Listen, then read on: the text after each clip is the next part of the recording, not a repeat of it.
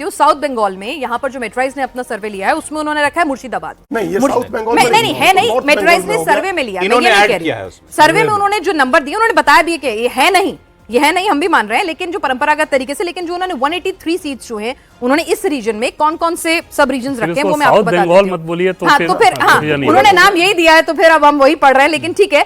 मुर्शिदाबाद रखा है उन्होंने, ये जो 183 सीट्स हैं जिसमें मुर्शिदाबाद की 22 सीटें हैं जिसमें बीजेपी के खाते में 2 थी, टीएमसी के खाते में 20 है। फिर नादिया रखा है, मथुआ बहुल इलाका, जिसमें बीजेपी के खाते में 9 थी और टीएमसी के खाते में 8 है। फिर नॉर्थ 24 परगना रखा है जिसमें टीएमसी को 28 सीटें मिली हुई थी, बीजेपी को 5, 35 सीटें हैं उस पूरे रीजन की। साउथ 24 परगना रखा है जिसमें टीएमसी को 30 और बीजेपी को एक भी सीट नहीं थी, अन्य के खाते में 1 सीट जरूर यहाँ पर गई हुई थी, है ना। और उसके बाद उन्होंने रखा है कोलकाता रीजन जो है जिसमें 11 सीटें हैं और 0 यहाँ पर गया हुआ है।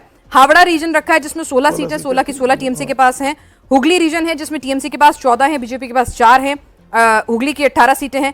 पूर्वी मिदनापुर की बात करें तो 16 सीटें हैं जिसमें टीएमसी के पास 9 हैं अभी और बीजेपी के पास 7 हैं। और पश्चिमी मिदनापुर की बात करें तो वहां पर 15 सीटें हैं टोटल, टीएमसी के पास 13 हैं और बीजेपी के पास 2 हैं। और झारग्राम की 4 सीटें हैं जिसमें से बीजेपी के पास झारग्राम, मुर्शिदाबाद और पूर्वी वर्धमान नहीं है।